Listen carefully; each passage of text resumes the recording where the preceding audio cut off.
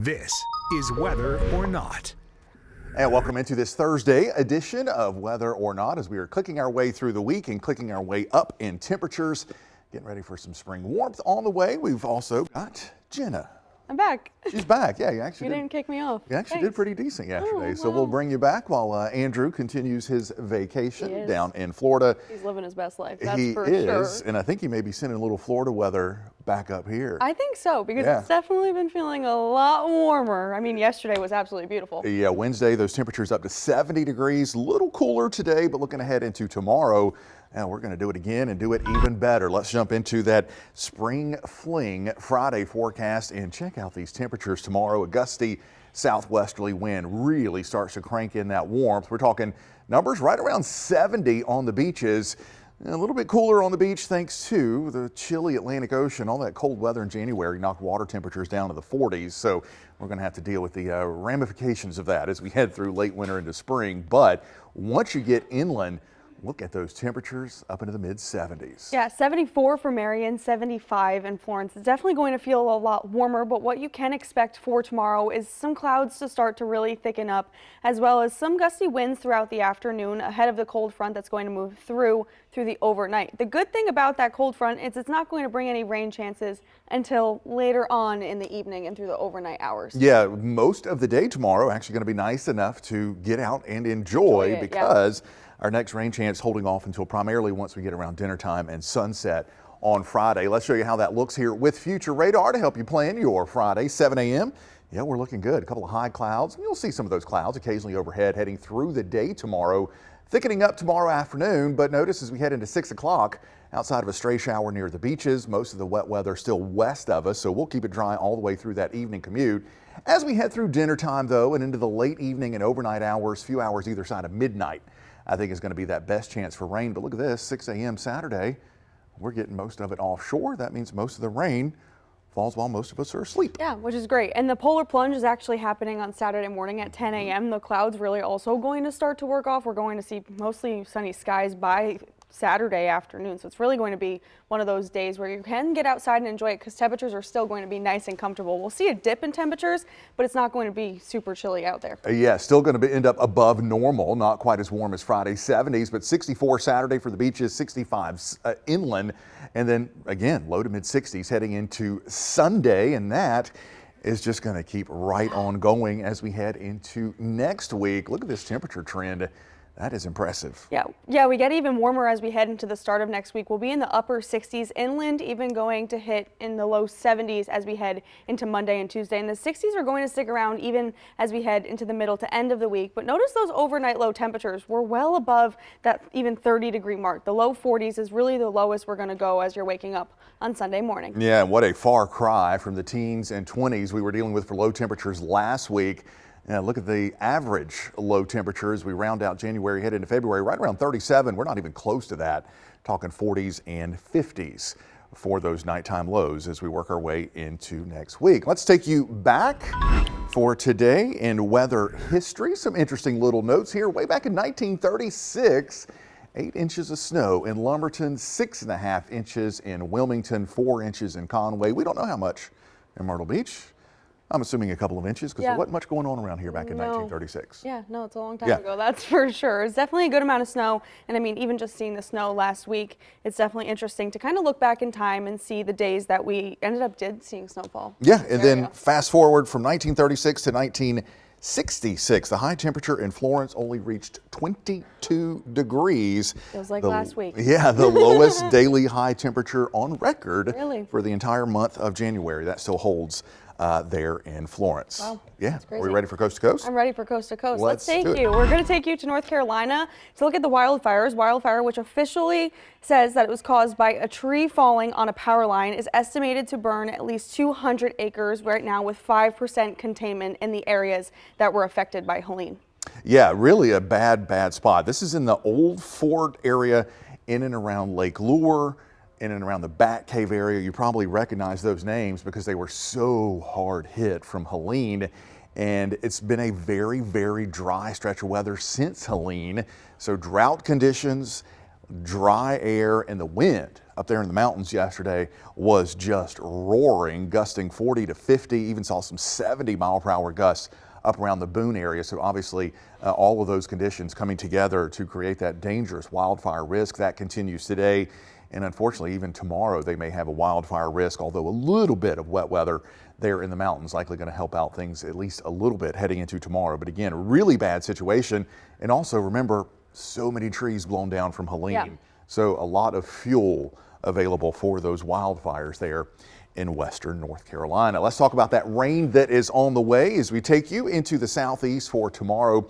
And again, 7 a.m. you can see that band of rain west of the Carolinas. That starts to move into our area once we get into the afternoon and evening hours. But notice again, it's kind of a thin line of rain. No real significant rainfall from this, just a couple of showers at times heading into tomorrow night. Yeah, and temperatures, they're going to be on that warmer side. I mean, look at in Florida, we're seeing the 80s, even the upper 70s for portions of Georgia, and off to our west in Louisiana, seeing even the upper 60s. So that warm weather is going to continue as we head into tomorrow and even as we head into next week. As we take a look at your Atlanta forecast, we're going to stick with the 60s even as we head into the start of next week. 69 by Monday, and then we'll reach the low 70s for Atlanta as we head into Tuesday. All right, let's take you into the Northeast. Nasty Friday shaping up there. They're getting sort of the brunt of that rainmaker. You can see that rain working its way through, especially Virginia, D.C. up into New York, dealing with that wet weather. The far northern edges likely to be snowy from Buffalo to Rochester, Syracuse through Albany, and working your way into parts of New Hampshire and Vermont, but warm enough for primarily just rain there for most of the big cities. Yeah, definitely. And we could even see some freezing rain try to work in through portions of the northern areas. But again, it's going to be colder, but cold enough to keep it likely as a rain event. Upper 30s for New York, low 40s for Connecticut, even some of the upper 50s. And taking you into New York City, taking us through the weekend, cold rain for tomorrow. Temperatures kind of bouncing around up there in the Northeast for the next couple of days. They're sort of in the dividing line between the warm air we're seeing and the cold air up in Canada. And that means you go from 40 to 23 to 57 to 45, kind of all over the place. Yeah, quite a roller coaster there in the Northeast. Yeah, and we're continuing to track some showers through parts of Iowa, even through Michigan and through Wisconsin, where even some snow showers are going to pick up. But mostly throughout tomorrow evening, likely going to stay dry. And temperature-wise, here across the upper Midwest, the real cold stuff up near the Canadian border, but even by their standards, this isn't bad. 17 in Minot, 20 for Friday in International Falls, up into the 40s in Chicago, upper 30s in Minneapolis. That's considered above normal. Yeah, and as we take this time of the year. Go ahead, you're jumping the gun on me. Yeah, all right. jumping the gun. As we take you to the southwest, pretty much nice and dry, not even seeing much cloud coverage as we head into portions of tomorrow. Yeah, this is snooze fest once again. Right. We'll eventually get some action here in the southwest. Not happening anytime soon, though, with those temperatures into the mid-70s there across deep south Texas, working our way into Mexico and Arizona, temperatures in the 40s and 50s there. Lake Havasu City coming in at nearly 70 degrees, though, for Friday afternoon. And into the West Coast, most of the action focused for the Pacific Northwest. We'll put this into motion. Plenty of rain and mountain snow in the Cascades west of Seattle, west of Portland, and also the Sierra Mountains there west of San Francisco and Sacramento, picking up some big-time snow up in the high elevations. Some of that works its way into parts of Idaho and Montana as we head into the back half of the day on Friday. Yeah, and as we take a look at temperature, some of us continuing to stay a little bit more mild, and then we're continuing to see some of that cold air. 39 for Pocatello, but we're staying the low 60s to even low 70s as we head into portions of Southern California. 62 degrees for Los Angeles, 66 for Lubbock, and 59 for Oklahoma City. All right, let's talk about some more of your pictures. We had those epic sunsets out there last week. We'll start off here with Rhonda in Garden City. I'm pretty sure this is another view It was from that Thursday Yeah, the night Thursday night sunset yeah. we had last week that was just absolutely spectacular. This is the view there from Garden City. Again, Rhonda Tonzola sending this one in. And I'm going to rank that as probably one of the better sunsets we've seen around here in a very long time. I can't even remember the last time we saw like that pretty of a sunset. Like I was driving into work because I was doing the 7 last week, and I just had to stop my car and just look and take a picture because it was just absolutely beautiful. Yeah, it was remarkable. Let's give you another view of that same sunset. And again, this one coming in from Jeff Crossley.